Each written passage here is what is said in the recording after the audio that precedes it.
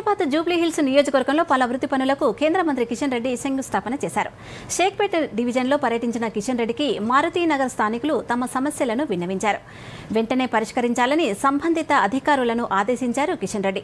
అనంతరం మీడియాతో మాట్లాడుతూ రాష్ట్ర ప్రభుత్వం నగరాభివృద్ధికి కావాల్సిన నిధులు కేటాయించడం లేదని అన్నారు. నగరంలో వీధి లైట్లు వేయలేని పరిస్థితుల్లో బల్దియా ఉందన్నారు. రాజధాని హైదరాబాద్ బాగుంటేనే రాష్ట్రం బాగుంటుందన్న విషయాన్ని రాష్ట్ర ప్రభుత్వం గ్రహించాలని కిషన్ రెడ్డి తెలిపారు.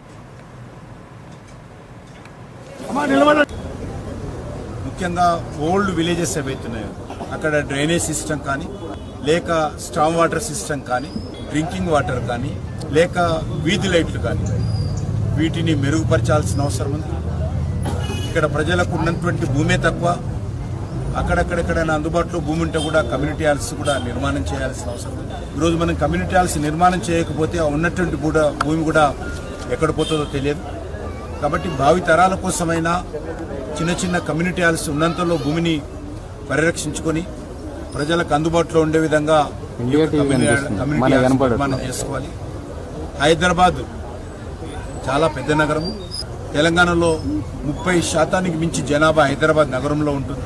రాష్ట్ర ప్రభుత్వానికి అత్యధికమైనటువంటి రెవెన్యూ హైదరాబాద్ నగరం నుంచి వస్తుంది. 70% రెవెన్యూ ఒక హైదరాబాద్ నగరం నుంచే తెలంగాణకు వస్తుంది.